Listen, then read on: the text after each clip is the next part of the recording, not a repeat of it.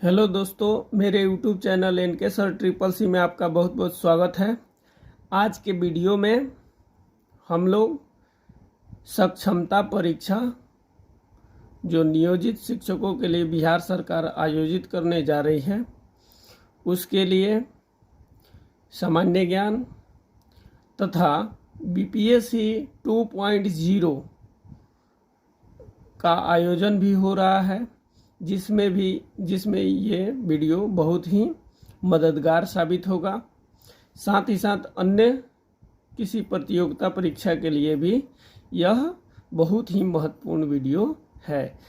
इस वीडियो में हम केवल एनसीईआरटी और एससीईआरटी बुक से बहुत ही मेहनत करके ये सारे प्रश्नों को मैं कलेक्ट किया हूँ, इसलिए इसे ध्यान से सुने, देखें और भी दोस्तों में शेयर अवश्य करें।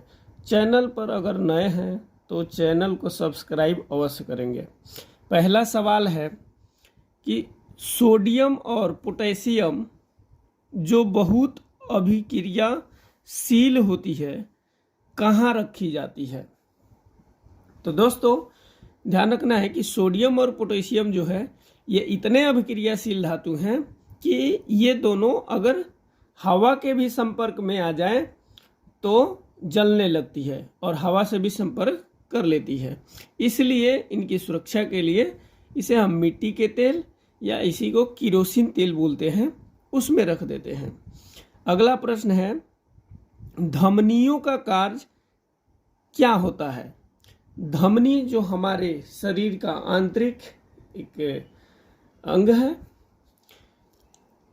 उसका कार्य पूछा जा रहा है कि क्या होता है। तो धमनी जो होती है वो ऑक्सीजनेटेड रक्त जो होता है उसको हृदय से शरीर के विभिन्न अंगों तक पहुंचाने का काम करती है। यानी कि जो ऑक्सीजन हम श्वास के द्वारा लेते हैं उसका फिल्टर होने के बाद जो केवल ऑक्सीजन बचता है वह हमारे ब्लड में घुल जाता है। घुलने के बाद वह ब्लड ऑक्सीजनेटेड ब्लड कहलाएगा और वैसे रक्त को धमनी जो होता है वो हमारे शरीर के विभिन्न अंगों तक पहुंचाने का काम करता है।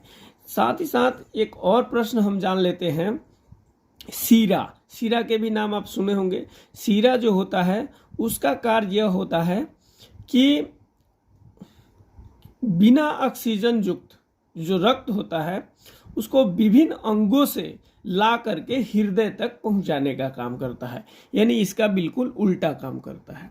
चलो हम देखते हैं अगला प्रश्न, कौन से ग्रह पूर्व से पश्चिम की ओर परिक्रमा करते हैं।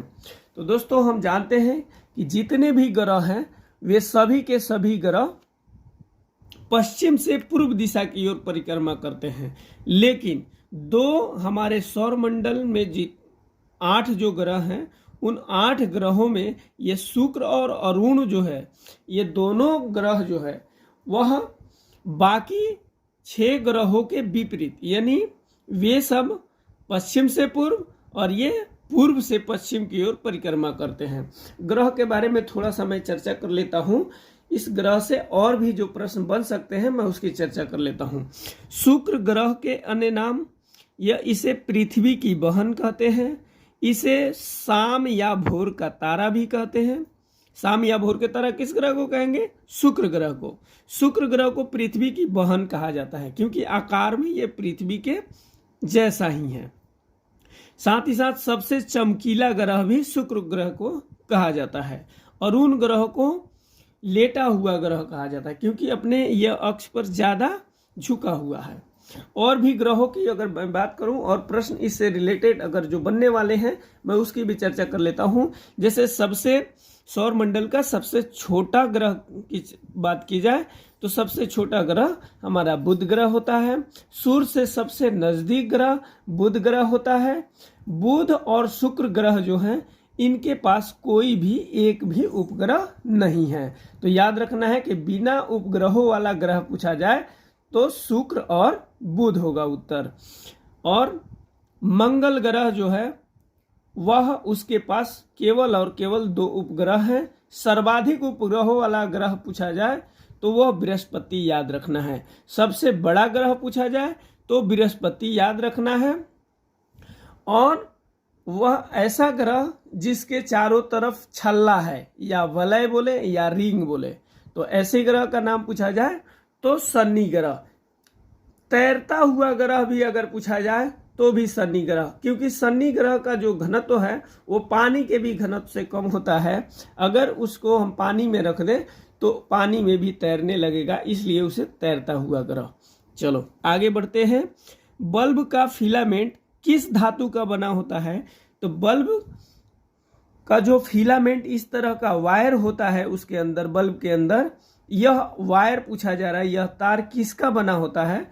तो टंगस्टन धातु का बना होता है, जिसका संकेत W होता है। यह भी याद रखना है। अगला प्रश्न है कि पानी में डाला गया छड़ मुड़ा हुआ प्रतीत होता है, क्यों? पानी में जब हम उंगली भी डालें या कोई भी रड इस तरह से खड़ा डालें तो वह उसमें मुड़ा हुआ प्रतीत दिखाई देता है। ऐसा क्यों होता है? तो यह प्रकाश के अपवर्तन के कारण होता है। प्रकाश का अपवर्तन क्या होता है, थोड़ा सा समझ लेते हैं। मान लीजिए कि यह पानी है, यह एक सरफेस है जिसके नीचे जो है पानी है, और इधर वैक्यूम है, हवा है। इधर मान लो इसको हम यहाँ पे एक लंब खींच देते हैं जिसको अभिलंब हम बोलते हैं।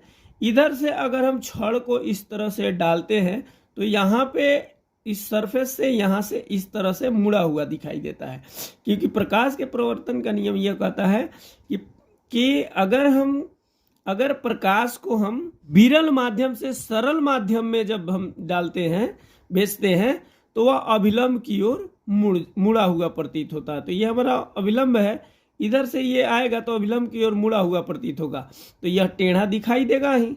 इसीलिए पानी में अगर कोई हम छड़ डालते हैं तो मुड़ा हुआ प्रतीत दिखाई देता है। साथ ही साथ इससे और भी प्रश्न बन सकते हैं। अगर पूछा जाए कि किसी गिलास में रखे हुए पानी का पेंदी जो है वो ऊपर उठा हुआ दिखाई देता है, किसके कारण? तो प्रकाश के अपवर्तन के ही कारण। ये भी याद रखना है। आगे बढ़ते हैं। वह लघुत्तम समय अंतराल जिसे सामान्य रूप से उपलब्ध घड़ियों द्वारा मापा जा सकता है। सवाल यहाँ पे पूछा जा रहा है कि वह सबसे छोटा, लघुत्तम मतलब सबसे छोटा समय अंतराल जिसे सामान्य रूप से उपलब्ध घड़ियों द्वारा मापा जा सके। तो 1 सेकेंड। सामान्य रूप से जो घड़ियां उपलब्ध हैं मार्केट में, जो हम पहनते भी हैं, रिस्ट वॉच या दीवार घड़ी लगाते हैं, उसमें हम सबसे छोटी जो समय अंतराल है वो सेकेंड को ही माप सकते हैं।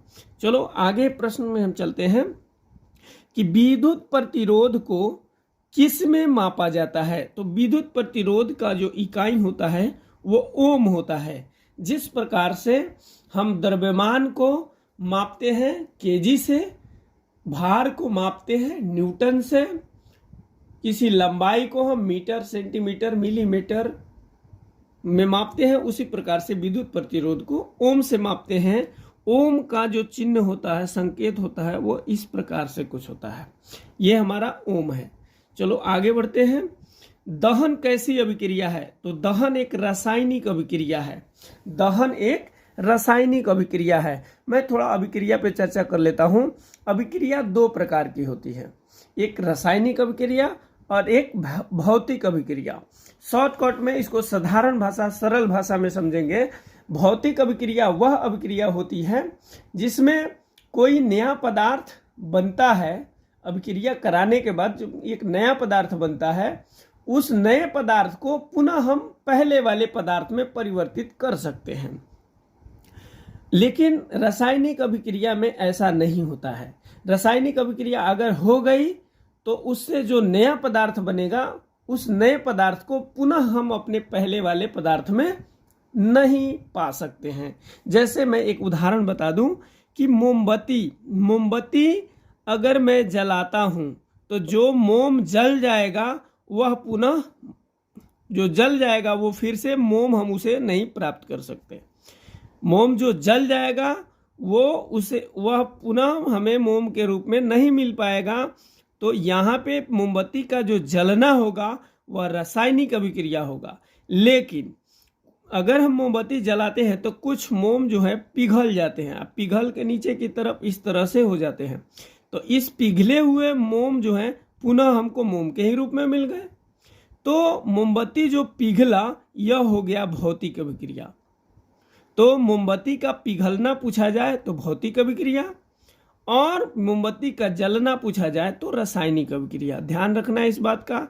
भोजन का पचना अगर पूछा जाए तो रासायनिक अभिक्रिया बताएंगे। ठीक है, चलो आगे बढ़ते हैं। अगला प्रश्न है कि आग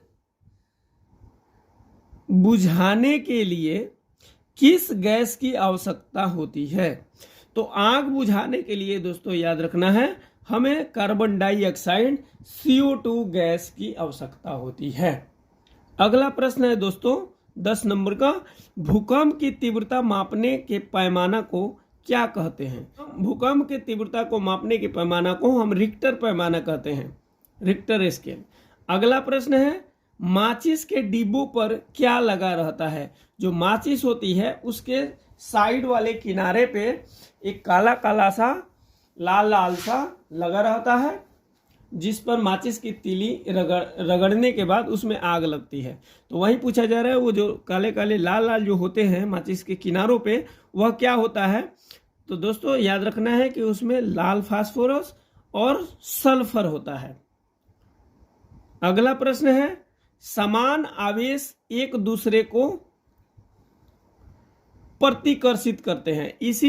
इस सवाल में ही इसका जवाब भी है। तो याद रखना है कि जो समान आवेश होंगे अगर एक दूसरे के संपर्क में लाते हैं तो वह एक दूसरे को प्रतिकर्षित कर देंगे, यानी हटा देंगे। अगर पूछा जाए इसी का विपरीत कि असमान आवेश एक दूसरे को क्या करती हैं, तो एक दूसरे को आकर्षित करती हैं। जैसे मैं उदाहरण के तौर पे एक समझाता हूँ। जैसे मान लीजिए ये एक चुंबक था, चुंबक को हमने दो भागों में तोड़ दिया, एक नॉर्थ पोल होगा, एक साउथ पोल होगा। अगर पुनः इसका ये भाग हो गया, ये भाग हो गया, अब इस टूटे हुए चुंबक को इस वाले भाग को इसी तरह से ला के इसमें जोड़ने का प्रयास करें। ये भी नॉर्थ, ये भी नॉर्थ, ये साउथ, ये साउथ, क्योंकि ऐसे टूटा था। अब इन दोनों को अगर हम ले जाएंगे जोड़ने तो ये एक दूसरे को प्रतिकर्षित करेगा। ये इसको इधर दबाव डालेगा, ये इसको इधर दबाव डालेगा, जुटने का नाम नहीं लेगा। लेकिन इसी को अगर हम पलट दे, इसको ऊपर कर दे, इसको नीचे कर दे, तो साउथ नॉर्थ में जाए, ये नॉर्थ इधर साउथ में आ जाए, तो ये आराम से इसको एक दूसरे को पकड़ लेता है। यही कहना है। तो एक दूसरे को पकड़ने को आकर्षित बोलते हैं, एक दूसरे को बाहर की तरफ बल लगाने को प्रतिकर्षित करना बोलते हैं।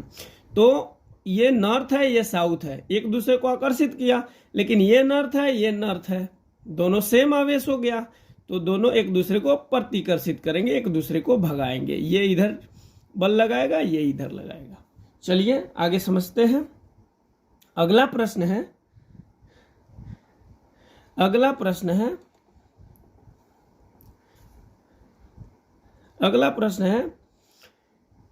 ग्रीष्म ऋतु में उगाई जाने वाली फसल क्या कहलाती है? जो गर्मी के मौसम में ग्रीष्म ऋतु में जो फसलें उगाई जाती हैं उनको क्या कहते हैं? तो वैसे फसल को हम जायद फसल कहते हैं।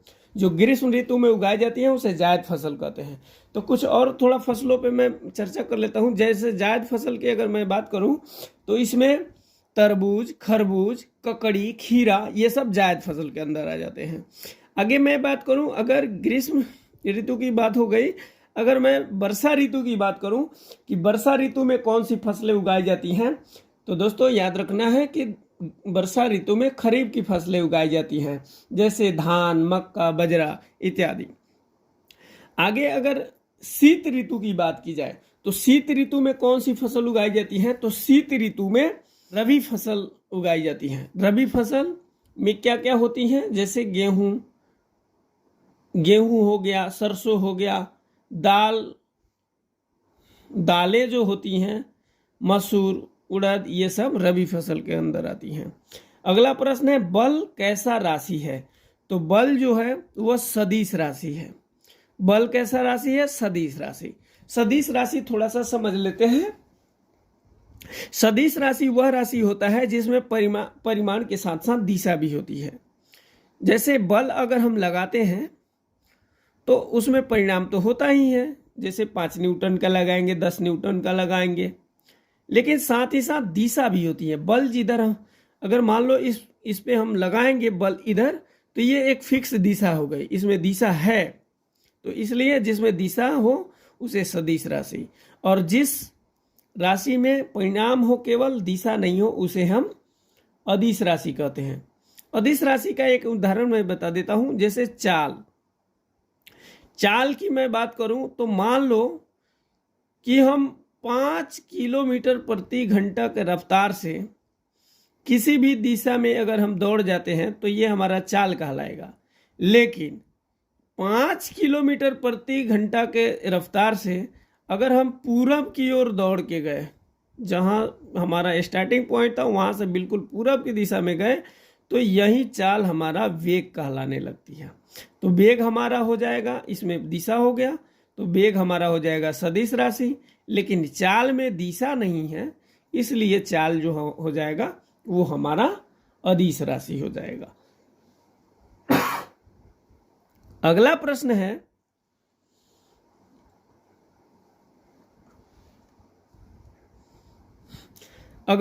है, लौह यानी आयरन की कमी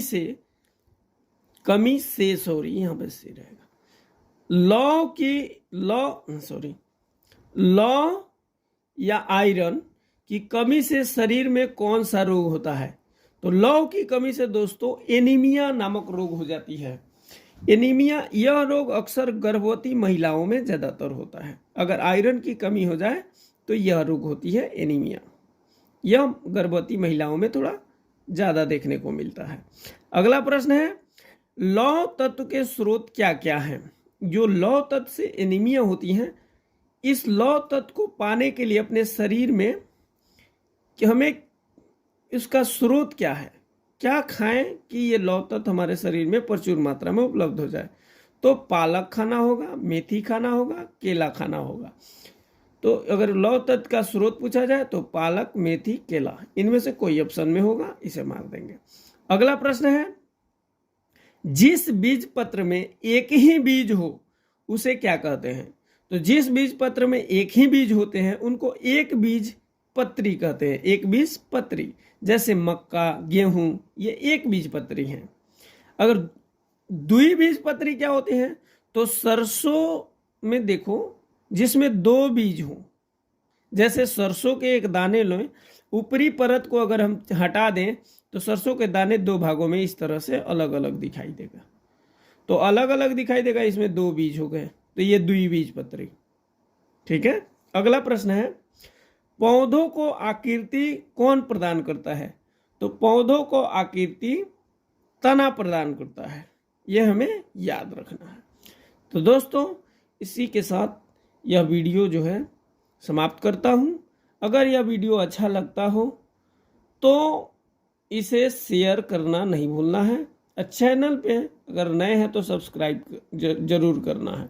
अगर लाइक और सब्सक्राइब अगर मुझे देखने को मिलती है अधिक से अधिक, तो मैं इस तरह के और भी एनसीईआरटी और एससीईआरटी बुक से प्रश्नों को मैं कलेक्ट करके और आपके एग्ज़ाम को निकालने में मैं पूरी तरह से कोशिश करूंगा कि आपका एग्ज़ाम 100% निकल जाए। धन्यवाद।